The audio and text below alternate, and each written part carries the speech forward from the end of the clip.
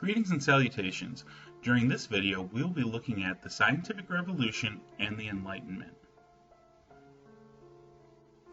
At the conclusion of this presentation, you should be able to tell me how the scientific revolution and the Enlightenment were similar, describe how the scientific method changed Europe and improved science, and discuss contributions by key scientists and thinkers of the time. During the Middle Ages, many Europeans took an interest in the world around them. These natural philosophers or scientists did not make observations, but rather relied on ancient authorities like Aristotle for their scientific knowledge. Thousands of years had passed since the death of Aristotle, and science hadn't changed all that much. As the Middle Age continued to study ancient cultures, they also became exposed to the equally wrong beliefs of Archimedes and Ptolemy. Many of these Middle Age philosophers used these writings to base their assumptions about the world upon, including the Church. Ptolemy, who lived in the 2nd century, was the greatest astronomer of his time. Using his ideas, the Middle Age philosophers created a model of the universe. The Ptolemaic system, as seen in this picture, placed the Earth at the center of the universe, with the Sun and the planets revolving around it. It went further to claim that everything in the universe revolved around the Earth, creating a geocentric universe. Geo meaning Earth, and centric meaning center.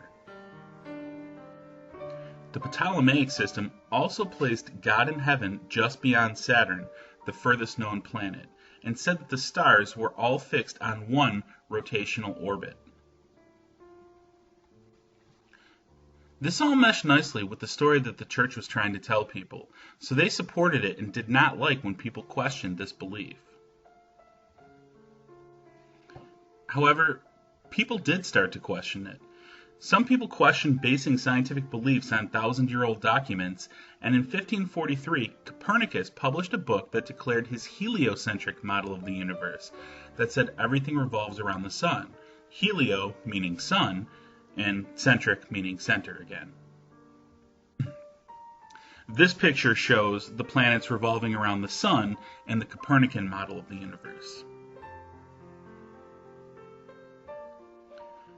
The Church really fought hard against this belief because so much of what they were telling people was based upon it.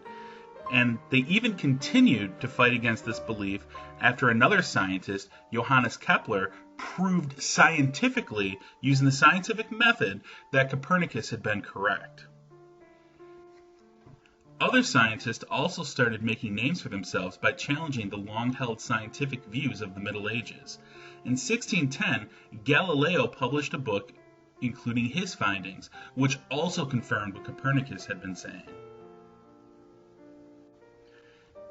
Galileo used a telescope that he invented himself to observe the planets, and in addition to confirming Copernicus's belief that the planets revolved around the sun, he discovered mountains on Mars, moons revolving around Jupiter, and that planets do not emit light, which was another long-held Ptolemaic belief. Later still came Sir Isaac Newton, who discovered gravity and created the universal law of gravitation that described how those forces worked on the planets. All of these discoveries were challenges to long-held beliefs and began to change how the Western world looked at itself. This scientific revolution ushered in an age of reason, and this is most evident in the work of René Descartes. Descartes was a philosopher who began to think about and write about the doubt that surrounded him.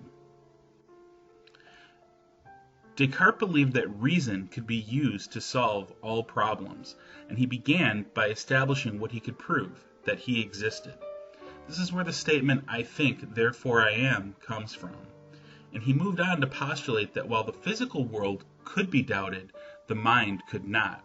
Again, playing on that idea of reason. If you've ever heard the phrase mind over matter before, this is where it comes from. Matter represents the physical world that could be doubted, while the mind could not. The mind represented reason. And because of his work in this field, Descartes became known as the father of modern rationalism. While Descartes was concerned with reason, another thinker of the time, a man named Sir Francis Bacon, an English philosopher, started changing the approach that we took to solving problems. Bacon creates the scientific method, which is really all about observation. It's a system for collecting data and analyzing evidence that we still widely use today. In fact, it's what your science classes are all built upon.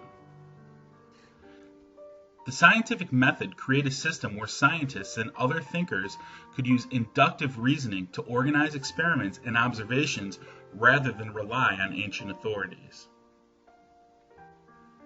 Now it's time to check for our understanding. How was the scientific revolution similar to the Enlightenment in terms of how problems should be solved? Think back to what we said about Descartes and then Bacon. Additionally, how did the scientific method change how Europe approached problem solving? And describe the contributions of Copernicus, Galileo, and Newton. How did they use the scientific method?